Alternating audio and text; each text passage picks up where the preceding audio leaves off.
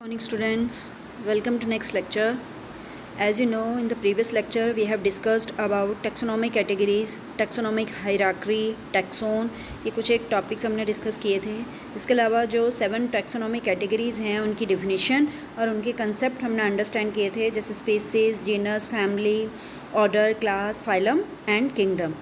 Now today we are going to discuss about the taxonomic aids.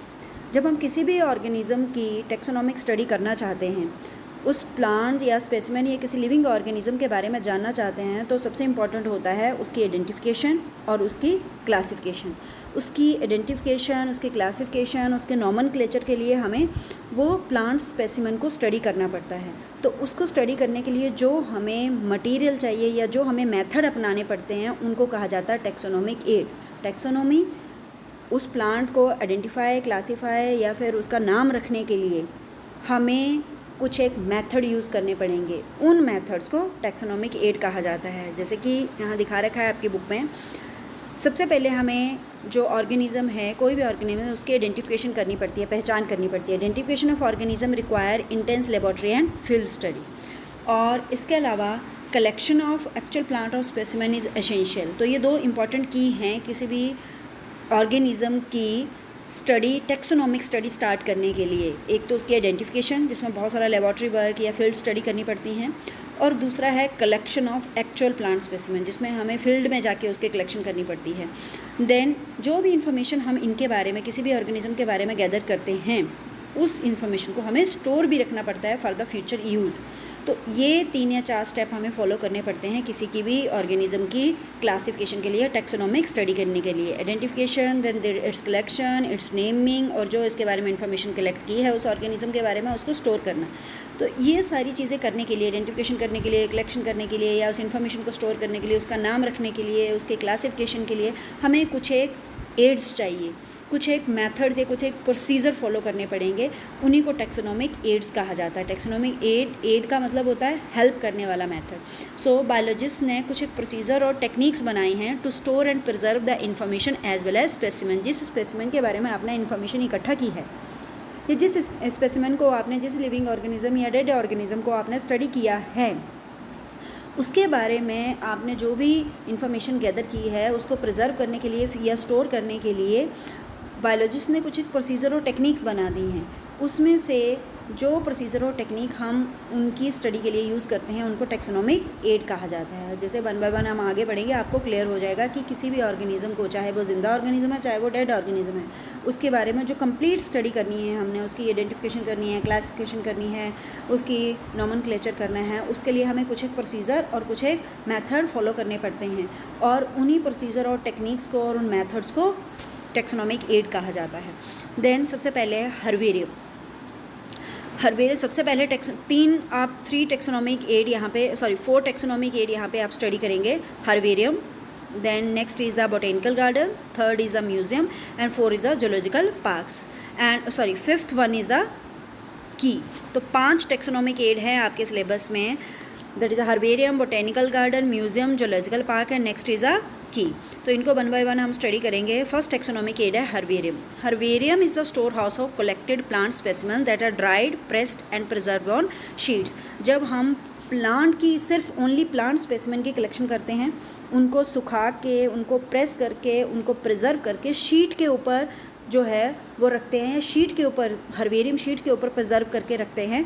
तो उस place को, जहाँ पे उन शीट्स को रखा जा रहा है, उन स्पेसिमेंट्स को ड्राई करके, प्रेस करके और प्रिजर्व करके शीट्स पर रखा जा रहा है, उस जगह को हर्बेरियम कहा जाता है. उस स्टोर हाउस को हर्बेरियम कहा जाता है. जो शीट्स हम बनाते हैं, जैसे यहाँ डायग्राम में दिखा रखा है, ये किसी यूनिवर्सिटी में, किसी बोटेनिकल गार्डन में एक रूम होता है जहाँ पे अलमीराज लगी होती हैं, वुडन अलमीरा या आयरन अलमीरा, उसमें रैक्स बने होते हैं और उसमें वो शीट्स रखी होती हैं, हर्बेरियम शीट्स, जिसके ऊपर जो जो प्लांट स्पेसिमेन कलेक्ट किए हैं फील्ड से या कहीं से, उसको ड्राई करके, प्रेस करके, वहाँ पे प्रिजर्व करके शीट के ऊपर रखा होता है और उन रैक्स में शीट्स को रख देते हैं. तो this is the view of a herbarium. So ये जो हर्बेरियम की शीट रखी जाती हैं उनको इस तरह से अरेंज किया जाता है, that is according to universal accepted system of classification. जो भी प्लांट उसके ऊपर हमने लगाया होगा, ये शीट जो हमने दी, sheets are arranged according to the universal system of classification. ऐसा नहीं है कि कोई भी प्लांट को हम किसी तरफ भी लगा देंगे। जैसे मान लो एक अलमीरा है, जो लेफ्ट हैंड साइड वाली अलमीरा है, ये एल्गे के लिए बनी हुई है, तो इसमें सारे के सारे जो है वो एल्गे ही रखे जाएंगे, एल्गे की ही शीट्स रखी जाएंगी, और वो भी according to system of classification. कि मान लो रेड एल्गे को, अगर रेड एल्गे पहले इवॉल्व हुआ है तो पहले रेड एल्गे की रखी जाएंगी, उसके ऊपर फिर brown algae and then green algae. इस तरह से अरेंज किया जाएगा according to universal accepted system of classification. उसके बाद है हर्बेरियम शीट्स जो है, एज यू नो दैट कि वो स्टोर हाउस है इन्फॉर्मेशन का। उस प्लांट के बारे में जितनी इन्फॉर्मेशन है उस हर्बेरियम शीट के ऊपर लिखी हुई है, और उसको हम कभी भी रेफरेंस के लिए यूज़ कर सकते हैं। फ्यूचर में कोई भी स्टूडेंट, कोई भी साइंटिस्ट वहाँ जाके हर्बेरियम में उस प्लांट के बारे में जानना चाहता है तो वो वहाँ से उस अलमीरा से, जिस अलमीरा के ऊपर उसका सिस्टम ऑफ क्लासिफिकेशन लिखा हुआ है, वहाँ से उस प्लांट को निकाल के स्टडी कर सकता है। हर्बेरियम शीट जो है उनके ऊपर एक लेबल लगा रहता है राइट हैंड कॉर्नर पर, जहाँ पे उसकी date and place of collection लिखा है कि ये प्लांट कहाँ से कलेक्ट किया गया और कौन सी डेट को कलेक्ट किया गया, प्लस उस हर्बेरियम शीट पे उस प्लांट की सारी क्लासिफिकेशन भी लिखी होती है, जिसमें उसका English name, local name, botanical name, family, collector name, सब कुछ उसके एक कॉर्नर पे लिखा रहता है, जिससे उस शीट को देखने के बाद आपको ये पता चल जाए कि ये कौन सा प्लांट है, उसकी क्या क्लासिफिकेशन है। सो इस तरह से हर्बेरियम जो है वो एक क्विक रेफरल सिस्टम है टेक्सोनोमिक स्टडी में। आप किसी भी प्लांट स्पेसिमेन, प्लांट की बात करें, herbarium is only maintained for the plants. So अगर आप किसी भी प्लांट के बारे में एकदम से कोई इन्फॉर्मेशन चाहते हैं तो आप हर्बेरियम में जाके क्विकली जाके वहाँ से इन्फॉर्मेशन उस अलमीरा से निकाल सकते हैं। So it is a quick referral system, और आपने जो आप जिसके बारे में स्टडी कर सकते हैं, आप उसका कंपैरिजन कर सकते हैं उस प्लांट के साथ जिस भी प्लांट को आप कंपेयर करना चाहते हैं। So it is a quick referral system in the taxonomic study. कुछ एक और पॉइंट्स हैं हर्बेरियम के बारे में, वो हम डिस्कस करेंगे।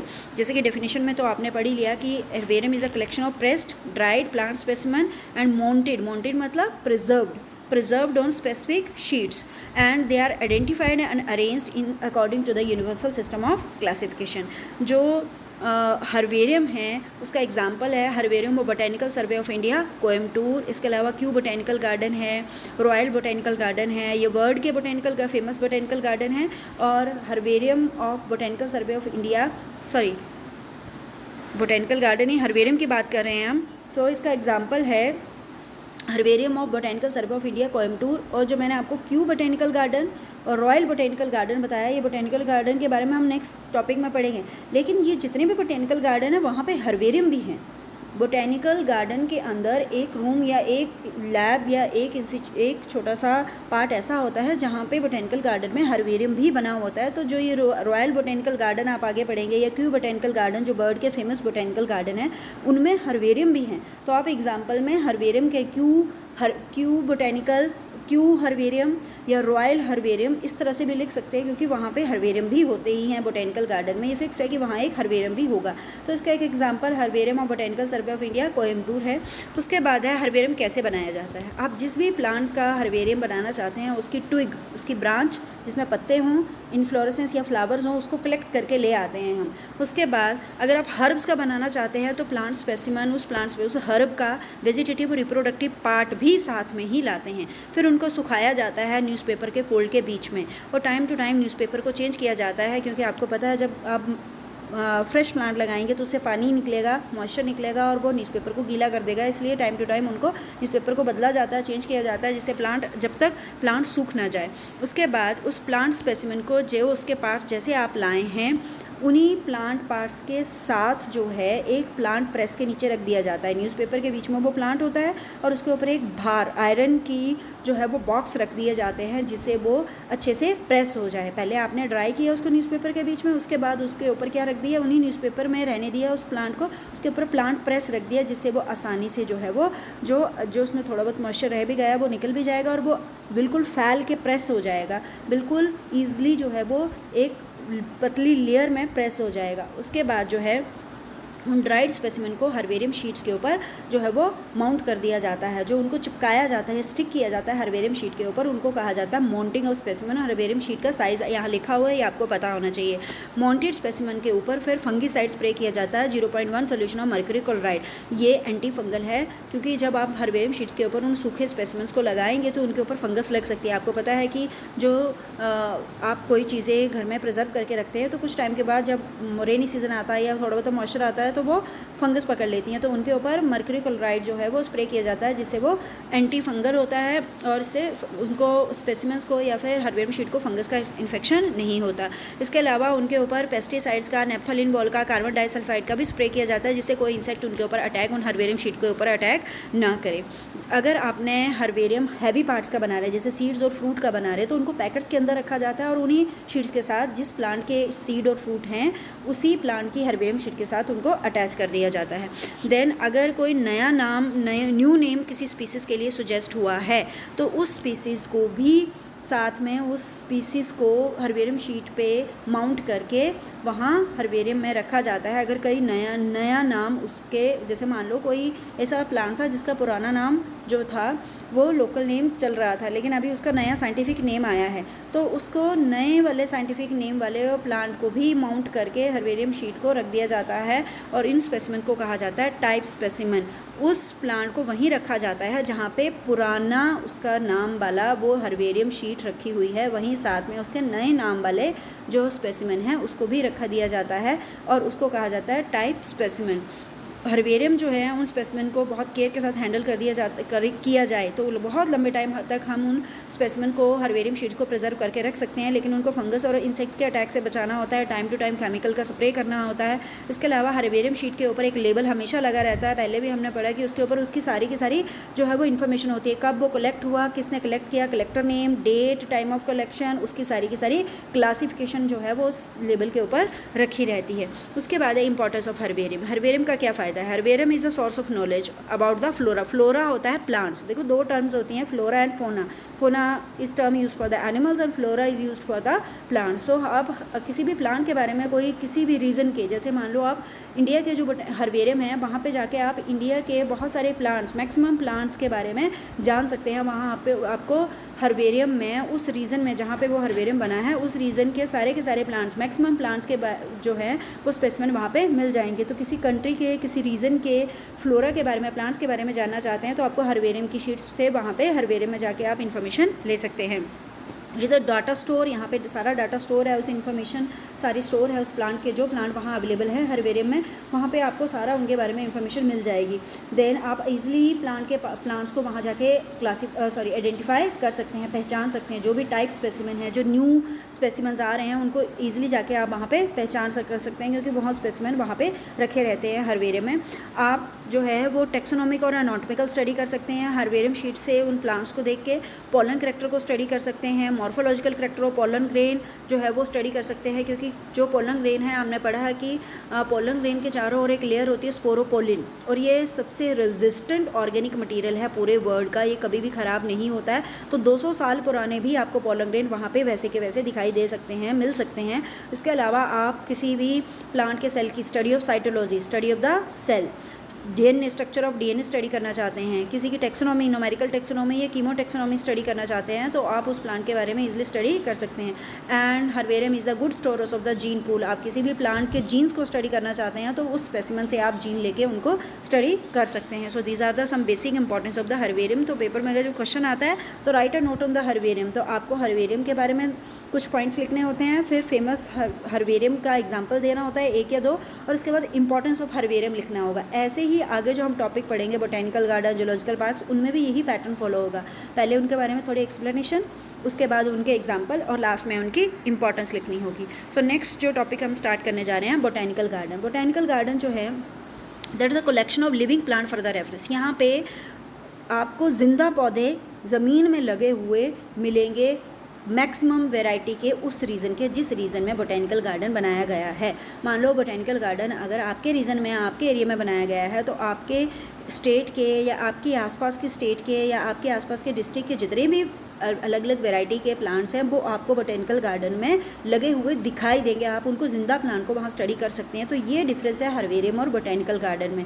हर्बेरियम में आपको dry pressed preserved specimens of plant are seen on mounted on the sheet of the herbarium, वो डेड प्लांट्स होते हैं, लेकिन बोटेनिकल गार्डन में आप जिंदा प्लांट्स को देख सकते हैं। मैक्सिमम वैरायटी के प्लांट जहाँ बोटेनिकल गार्डन बनाया होता है वहाँ पे उस एरिया के ग्रो करवाए जाते हैं, और वहाँ पे उन प्लांट स्पेसिमेन को आप प्लांट्स को ईजिली, अलग अलग प्लांट की स्पीसीज़ को ईजिली आप आइडेंटिफाई कर सकते हैं, ईजिली उनके बारे में जान सकते हैं, क्योंकि जो भी प्लांट वहाँ पे ग्रो करवाया जाता है उसके साथ उसका लेबल लगा होता है, एक बोर्ड लगा होता है जहाँ पे उसका बोटेनिकल नेम, साइंटिफिक नेम, उसका क्लासिफिकेशन लिखी रहती है। जो फेमस बोटेनिकल गार्डन है, Q botanical garden in the England, Indian botanical garden in the Howrah that is in the Calcutta, and national botanical research institute Lucknow in the India. इसके बाद सबसे पुराना जो botanical garden that is the royal botanical garden, जो world का सबसे पुराना botanical garden है। तो इन बोटेनिकल गार्डन में हर्बेरियम भी हैं, तो आप हर्बेरियम में इनका नाम भी लिख सकते हैं, because each botanical garden have a herbarium also. इसके अलावा कुछ और एक पॉइंट्स हैं बोटेनिकल गार्डन के, डेफिनेशन आपने पढ़ ली। जो बोटेनिकल गार्डन है वहाँ पे प्लांट्स को साइंटिफिक स्टडी के लिए आप जो है वो यूज़ कर सकते हैं। किसी भी प्लांट की साइंटिफिक स्टडी करना चाहते हैं तो आपको प्लांट्स इजीली वहाँ पे जिंदा प्लांट्स दिख जाएंगे। प्लांट की वहाँ कंजर्वेशन, जो एंडेंजर्ड स्पीसीज़ हैं, जो स्पीसीज़ जिनको ख़त्म होने का खतरा है प्लांट की स्पीसीज़ को आने वाले टाइम में, वहाँ पे बोटेनिकल गार्डन में उनको कंजर्व करके उनको उगाया जाता है और उनको कंजर्व करके रखा जाता है, उनको बचाया जाता है। वहाँ पर जो पब्लिक है वो उसको बोटेनिकल गार्डन को एजुकेशन के लिए, अपने नॉलेज के लिए यूज़ कर सकती है कि कैसे कैसे प्लांट हमारे चारों ओर होते हैं या हमारी कंट्री में किस तरह के प्लांट्स होते हैं। Aesthetic, botanical garden as the aesthetics for the country, वो एक कंट्री की ब्यूटी होती है। कोई भी अगर फॉरेन टूरिस्टर या फॉरेन के लोग आते हैं तो वो एक कंट्री के डिफरेंट प्लांट्स के बारे में वहाँ से जान सकते हैं। Recreation, it is the place for the recreation of for the people, enjoyment के लिए भी एक जगह होती है। तो these are the benefits of the botanical garden. Botanical garden में एक लाइब्रेरी भी होती है, लेबोरेटरी होती है, हर्बेरियम होता है, म्यूज़ियम होता है। तो टीचिंग और ट्रेनिंग फैसिलिटीज़ के लिए भी बोटेनिकल गार्डन को यूज़ किया जाता है। वहाँ पे एजुकेशन से रिलेटेड लोग जो है वो पढ़ने के लिए, जो प्लांट्स के बारे में जानना चाह रहे हैं वो पढ़ने के लिए भी आते हैं, और बहुत सारे साइंटिस्ट या स्कॉलर जो वहाँ रिसर्च करने भी आते हैं प्लांट्स के बारे में। डिफरेंट प्लांट की स्पीसीज़ उनको ईजिली वहाँ पे मिल जाती हैं। So these are the benefit of the botanical garden. Botanical garden government भी होते हैं और प्राइवेट ऑर्गेनाइजेशन ने भी बना रखे होते हैं। तो इन ऑर्गेनाइजेशन जो प्राइवेट हैं या गवर्नमेंट ऑर्गेनाइजेशन ने जो बोटेनिकल गार्डन बना रखे हैं वो उससे लोगों को एम्प्लॉयमेंट भी मिलती है, क्योंकि जो प्लांट्स को लुक आफ्टर कर रहे हैं या उसको मेंटेन कर रहे हैं बोटेनिकल गार्डन को, तो ये एम्प्लॉयमेंट भी प्रोवाइड करवाता है। This is also the benefit of botanical garden. Famous botanical garden के नाम आपको बता दिए हैं मैंने पहले। तो these are the benefits of the botanical garden. तो आप इंपॉर्टेंस ऑफ बोटेनिकल गार्डन में ये पॉइंट्स लिख सकते हैं। उसके बाद नेक्स्ट है म्यूजियम। जो म्यूजियम है that are generally set up in the educational institute such as the school and colleges. School, colleges और प्लस आपने पढ़ा बोटेनिकल गार्डन्स, इनमें हमेशा म्यूजियम मैक्सिमम कंडीशंस में, मैक्सिमम केसेस में म्यूजियम होते हैं। अब म्यूजियम है क्या? Museum is the collection of pressed plant and animal specimen for the study and reference. जो प्रेस्ड प्लांट है, प्रेस्ड प्लांट या एनिमल्स है, जो डेड प्लांट और एनिमल के स्पेसिमेन हैं जिनको सुखाया गया है। प्रेस मतलब उनको किसी चीज़ में या तो बंद करके रखा गया है या उनको शीट के ऊपर चिपका के रखा गया है या किसी केस या जार में बंद करके रखा गया है या फिर उनको माउंट करके रखा गया है किसी चीज़ पर। तो वहाँ पे डेड स्पेसिमेंस मिलेंगे आपको प्लांट्स और एनिमल्स के for the study and reference. आप उनकी स्टडी कर सकते हैं या किसी चीज़ के साथ कंपेयर कर सकते हैं या उनके ऊपर आप रिसर्च कर सकते हैं। स्पेसिमेन जो है जैसे कि मैंने पहले बताया उनको प्रिजर्व करके रखा गया है, कंटेनर में रखा है। अगर बड़ा स्पेसिमेन है तो कंटेनर या जार में रखा गया है। अगर प्लांट का स्पेसिमेन है तो उसको हर्बेरियम शीट के ऊपर रखा गया है। प्लांट और एनिमल के ड्राई स्पेसिमेन भी रख सकते हैं। इंसेक्ट को अगर प्रिजर्व करना है तो इंसेक्ट बॉक्सेस होते हैं जहाँ पे उनको कलेक्ट करके रखा जाता है। लार्जर एनिमल जो हैं जैसे बर्ड्स और मैमल्स हैं उनको स्टफ्ड करके जैसे उनकी अंदर का जो मटेरियल है, बॉडी के अंदर का मटेरियल वो निकाल लिया जाता है। उसके अंदर जो है कुछ केमिकल या फिर कुछ राइस ब्रैन वगैरह भर दिया जाता है या राइस के पैडी हस्क जो है वो भर दिया जाता है और फिर उनको उसी शेप में, जैसी बर्ड की शेप है वैसी ही शेप में उसको बाहर रख दिया जाता है। लेकिन अंदर से वो केमिकल लगाए होते हैं उसकी बॉडी के अंदर और अंदर जो है वो पैडी हस्क वगैरह भर के उसको वहाँ पे प्रिजर्व करके रखा जाता है। म्यूज़ियम में जो है एनिमल्स के स्केलेटन भी रखे जाते हैं। तो म्यूज़ियम का बेनिफिट क्या है कि म्यूज़ियम में जाके आप किसी भी पुराने से पुराने या फिर डेड प्लांट और एनिमल को आप इजीली स्पेसिमेन को स्टडी कर सकते हैं वहाँ पे जाके। जैसे हर्बेरियम का फ़ायदा है, वहाँ पे सिर्फ आप प्लांट की स्टडी कर सकते हैं, म्यूज़ियम में आप प्लांट्स और एनिमल्स दोनों की स्टडी कर सकते हैं। इसके अलावा म्यूज़ियम में जो पुरानी चीज़ें हैं, जैसे पुरानी कल्चरल एस्थेटिक चीज़ें, जैसे राजा किसी किंग की कोई स्पोर्ट है या किसी किंग का कोई उसका कोई औजार है या पुराने टाइम के कोई सिक्के हैं या किसी बहुत एक्सटिंक्ट हो चुके ऑर्गेनिज्म का कोई स्केल्टन है या बॉडी का पार्ट्स है, तो इस तरह की चीज़ें भी वहाँ पे रखी जाती हैं। आपने टीवी में या आपने कहीं लाइव देखा होगा, म्यूज़ियम में गए होंगे, तो वहाँ पे ज़रूरी नहीं है कि प्लांट और एनिमल को ही रखा गया है, वहाँ पे दूसरी चीज़ें जो हमारी कंट्री की वैल्यूएबल चीज़ें हैं, जो हमारी कंट्री की हिस्ट्री से रिलेटेड हैं, उन चीज़ों की वहाँ पे रखा जाता है म्यूज़ियम को। देन नेक्स्ट है जूलॉजिकल पार्क्स। जूलॉजिकल पार्क्स जो है that are the places where wild animals are kept in the protected environment under human care and which enable them to learn about their food habits and behaviour.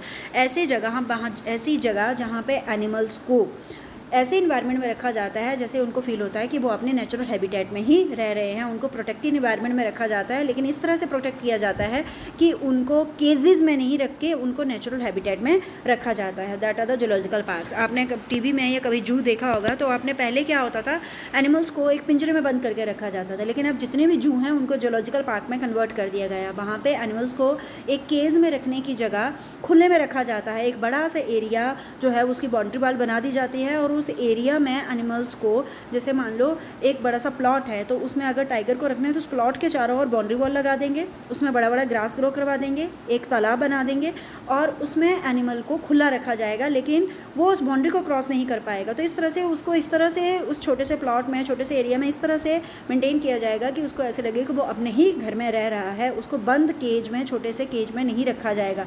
तो जितने भी use हैं उनको zoological parks में convert कर दिया गया है to save the animals from the to save the animals from the exploitation. तो इस तरह से एनिमल्स को ऐसे लगता है कि वो अपने नेचुरल हैबिटेट में हैं और वहाँ पे वो प्रोटेक्टेड फील करते हैं या कंजर्व फील करते हैं। तो इस तरह से बहुत सारे एनिमल्स जो हैं वो आपको अलग अलग वैरायटी के जूलॉजिकल पार्क्स में दिखाई देते हैं। जितने ज़्यादा जूलॉजिकल पार्क एक कंट्री में होंगे उतनी ही वो कंट्री एनरिच, बायोडाइवर्सिटी एनरिच मानी जाती है। एक कंट्री की ये ब्यूटी होती है या एस्थेटिक पर्पज़ होता है कि जितने उसमें अलग अलग तरह के प्लांट्स या एनिमल्स हैं, जिंदा प्लांट्स या एनिमल या फिर लिविंग प्लांट्स या एनिमल्स है, उतना ही वो कंट्री रिच मानी जाती है, बायोडाइवर्सिटी रिच मानी जाती है। इसलिए प्लांट्स और एनिमल्स को बचाने के लिए हर्बेरियम, बोटेनिकल गार्डन या जूलॉजिकल पार्क्स बनाए गए हैं। देन चिल्ड्रन जो है वो मोस्टली फेवरेट होता है उनका जूलॉजिकल पार्क्स या जूस में जाना, तो ये रिक्रिएशन पर्पज़ के लिए भी जूलॉजिकल पार्क्स यूज़ होते हैं। प्लस आप बोटेनिकल गार्डन में लाइव प्लांट को स्टडी कर सकते हैं, जूलॉजिकल पार्क में जाके आप different variety of live animal को स्टडी कर सकते हैं। तो बहुत सारे जो एजुकेशन से रिलेटेड जो एनिमल्स के बारे में स्टडी कर रहे हैं या साइंटिस्ट जो एनिमल के बारे में स्टडी कर रहे हैं वो जूलॉजिकल पार्क्स में जाते हैं लाइव एनिमल के बिहेवियर के बारे में स्टडी करने के लिए। तो ये एक एजुकेशनल हब भी होता है जहाँ पे जाके कोई भी एनिमल के बारे में, जो एनिमल से रिलेटेड बिहेवियर है उसके बारे में स्टडी कर सकता है। इसके अलावा रिकरेशन के लिए भी जूलॉजिकल पार्क्स यूज़ किए जाते हैं। उसके बाद नेक्स्ट टैक्सोनॉमिक एड है की is another taxonomic aid used for identification of plants and animals based on similarity and dissimilarity। किसी भी प्लांट और एनिमल के आइडेंटिफिकेशन के लिए हम जो एक मेथड यूज़ करते हैं उसको कहा जाता है कि ये एक मेथड है प्लांट और एनिमल की आइडेंटिफिकेशन के लिए, जिसका बेसिक क्या है कि आपको कोई दो प्लांट का स्पेसिमेन दे दिया, आपने उनको आइडेंटिफाई करना है कि ये बर्ड की कैटेगरी में आता है या किसी दूसरी कैटेगरी में आता है। तो मान लो आपको एक तरफ एक स्पेसिमेन दे दिया जो बर्ड की तरह दिखता है और दूसरा दे दिया जिसमें विंग्स हैं, वो इंसेक्ट की तरह दिखता है। तो आपने उनकी सिमिलैरिटी और डिसिमिलैरिटी फाइंड आउट करनी है। दोनों में विंग्स हैं तो आप उसकी सिमिलैरिटी के लिए प्लस साइन लगा देंगे। दोनों में दोनों उड़ सकते हैं तो प्लस साइन लगा देंगे। बर्ड्स जो हैं वो बाईपेडल होते हैं, दो पैरों पे चलते हैं, लेकिन जो इंसेक्ट हैं वो बाईपेडल नहीं होते। They have the 3 pairs of the jointed legs. तो ये उनकी डिसिमिलैरिटी होगी, तो यहाँ आप नेगेटिव पॉइंट्स लगा देंगे। इस तरह से आप लास्ट में कंपेयर करेंगे कि जो दो स्पेसिमेन आपको दिए थे एनिमल के, उसमें कितने पॉजिटिव पॉइंट्स मैच हुए उनके और कितने उनके डिसमैच या फिर मिसमैच हुए या फिर कितनी उनकी डिसिमिलैरिटीज़ आई। तो अगर उनमें मैचिंग मैक्सिमम है तो वो सेम ग्रुप के ऑर्गेनिज्म हैं, सेम जीनस के या सेम फाइलम के या सेम क्लास या ऑर्डर के हैं। अगर उनमें डिसिमिलैरिटी ज़्यादा है तो इसका मतलब वो अलग अलग ग्रुप के ऑर्गेनिज्म हैं। तो इस तरह से की का यूज़ किया जाता है for to find out the और to identify the plants and animals. की जो है वो कॉन्ट्रास्टिंग ट्रेट्स के ऊपर बेस्ड होती है। ये कॉन्ट्रास्टिंग मतलब एक दूसरे से जो अपोजिट हों उन करेक्टर को स्टडी किया जाता है, और जिन करेक्टर को आप कॉन्ट्रास्टिंग करेक्टर को स्टडी कर सकते हैं उनको स्टडी कर रहे हैं उनको कपलेट कहा जाता है। देन स्पेसिफिक टैक्सोनॉमिक की जो है that are required for the taxonomic category. अगर आपने किसी की फैमिली स्टडी करनी है तो उसके लिए अलग कैरेक्टर को स्टडी करना पड़ेगा, जिसको अलग टेक्सोनॉमी की कहा जाएगा। किसी का जीनस स्टडी करना है तो अलग की यूज़ होगी या अलग कैरेक्टर स्टडी करने पड़ेंगे। सो हर एक कैटेगरी को, genus, kingdom, family, class, order, जो ये कैटेगरीज हैं, इनको स्टडी करने के लिए अलग अलग कैरेक्टर स्टडी करने पड़ते हैं ऑर्गेनिज्म के, और इसलिए अलग अलग की यूज़ होती हैं। देन की are generally analytic in nature, ये एनालिसिस के लिए यूज़ होती हैं। उसके बाद 3 डेफिनेशंस और हैं, इनको भी हम टेक्सोनॉमिक एड्स में ही रखते हैं। ये भी किसी प्लांट की आइडेंटिफिकेशन या क्लासिफिकेशन में हेल्प करते हैं। द डेफिनेशन और the points are flora, manual, monographs and catalogues. Then सबसे पहले है कि ये जो चारों वर्ड्स हैं, what they mean are. Flora क्या है? That is the actual account of habitat and distribution of plants of given area. Flora एक यू कैन से दैट कि एक मैगज़ीन है जिसमें उस प्लांट में, जिस एरिया की भी ये पब्लिश हुई है, उसमें उस एरिया के जितने भी प्लांट हैं उन वो किस हैबिटेट में रहते हैं और किस तरह के प्लांट उसमें उस एरिया में मिलते हैं, उस मैगज़ीन से आपको पता चल सकता है। That is known as a flora. जैसे मान लो आपके लोकल एरिया की कोई मैगज़ीन पब्लिश होती है तो उसमें उस एरिया में कौन कौन से प्लांट हैं, कैसी डिस्ट्रीब्यूशन है, कैसा हैबिटेट है उन प्लांट्स का, और कौन कौन से प्लांट्स उस एरिया में मिलते हैं, तो फ्लोरा से आपको ईजिली जो है वो आइडेंटिफाई हो सकता है उसका। This provide the index to plant species found in the particular area. एक पर्टिकुलर एरिया में किस तरह के प्लांट्स है, कैसा उनका हैबिटेट है, कैसी उनकी डिस्ट्रीब्यूशन है, कैसा उनका बिहेवियर है, तो उस प्लांट के बारे में आप फ्लोरा, उस एरिया के प्लांट्स के बारे में आप फ्लोरा मैगजीन से जान सकते हैं। तो ये अलग अलग कंट्रीज़ में पब्लिश होती हैं, अलग अलग एरिया में पब्लिश होती हैं, कई बार हर डिस्ट्रिक्ट की पब्लिश होती है। उसके बाद है manuals. Manuals are providing information for identification of name of species found in the area. Manual भी एक तरह की मैगजीन है जो गवर्नमेंट पब्लिश करेगी या कुछ प्राइवेट ऑर्गेनाइजेशन भी पब्लिश करती हैं, जिसमें उस एरिया में जो डिफरेंट एनिमल्स और प्लांट्स हैं उनकी आइडेंटिफिकेशन की इंफॉर्मेशन होती है कि उनके क्या क्या नाम है, कौन सी स्पीसीज़ का क्या नाम है जो इस एरिया में प्लांट या एनिमल मिलता है। Monograph is the information on any one taxon. Monograph भी एक ऐसा पेपर है, रिसर्च पेपर है, जिसमें किसी भी एक टेक्सोन के बारे में इंफॉर्मेशन आपको मिलती है, या किसी भी कैटेगरी के बारे में इंफॉर्मेशन मिलती है कि हमारे एरिया में मान लो कौन सी फैमिली के प्लांट्स मिलते हैं या कौन सी फैमिली के एनिमल्स मिलते हैं, कौन से जीनस के प्लांट्स हमारी एरिया में ज़्यादा मिलते हैं, तो किसी एक टेक्सोन के बारे में इंफॉर्मेशन उसमें होगी। सो किसी भी प्लांट एनिमल के करेक्ट आइडेंटिफिकेशन अगर करनी है तो फ्लोरा, मैनुअल, मोनोग्राफ और कैटालॉग से हम आसानी से पता लगा सकते हैं उस लोकल एरिया के, क्योंकि एक पर्टिकुलर एरिया का पब्लिश होता है ये। सो किसी भी लोकल एरिया के प्लांट्स एनिमल्स की आइडेंटिफिकेशन करनी है, करेक्ट आइडेंटिफिकेशन, तो फ्लोरा, मैनुअल, मोनोग्राफ और कैटलॉग उसमें हेल्प करते हैं। So these are the taxonomic aids. उसके बाद ये एक लिंक है, इस लिंक में आपको जो है वो इस चैप्टर के complete notes, well maintain notes आपको आसानी से मिल जाएंगे। तो आपने ये लिंक फॉलो करना है, इस लिंक को आपने गूगल पे टाइप करके देखना है, तो आपको आसानी से सारे नोट्स मिल जाएंगे। कोई पॉइंट अगर छूट भी गया है तो आपने वहाँ से स्टडी करना है, और अगर उसमें कोई प्रॉब्लम आती है तो मुझे बताना है कमेंट बॉक्स में। देन नेक्स्ट है, आपने इनके नोट्स बनाने हैं। नोट्स बनाने के बाद आपने इनको लर्न भी करना है, और नोट्स उसी फॉर्म में बनाने हैं कि पहले इनकी डिस्क्रिप्शन, उसके बाद इनका एग्जाम्पल एंड लास्ट में इनका जो है वो इंपॉर्टेंस के बारे में लिखना है। Then this is all for today. अब नेक्स्ट लेक्चर में हम इस चैप्टर के जो क्वेश्चन आंसर्स हैं, एनसीईआरटी के क्वेश्चन आंसर्स हैं, उनके बारे में डिस्कस करेंगे। तो इन क्वेश्चंस में ये जो 1 to 11 क्वेश्चन है, इनमें जो क्वेश्चन आप खुद सॉल्व कर सकते हैं, जो आपको लगता है कि आप खुद सॉल्व कर सकते हैं, उनको सॉल्व करने की कोशिश करनी है। Thank you and have a good day.